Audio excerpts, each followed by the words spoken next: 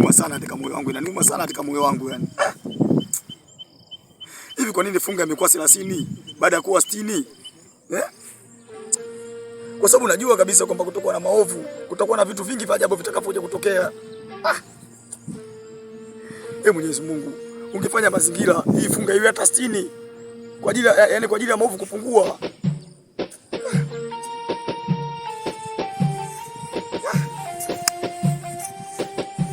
Wewe sasa nini?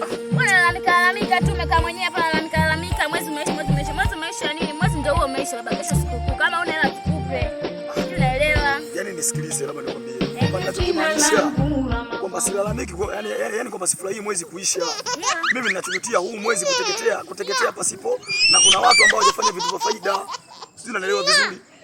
Mimi naamini kabisa kwamba kutakuwa na maovu ambayo yatakuja kutokea. Umeona bwana?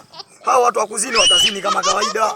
Hawa walevi watalewa kama kawaida. Matokeo yake sasa watashindwa kutafuta pepo. Watatafuta moto. Sikia nikwambie Zozo. Yaani hata mimi mwenyewe ninafurahia sana yaani hapa keshokuta naanza mambo ya humu tu. Maana nilikuwa tunabana mabwana zetu vipi leo baby tuje.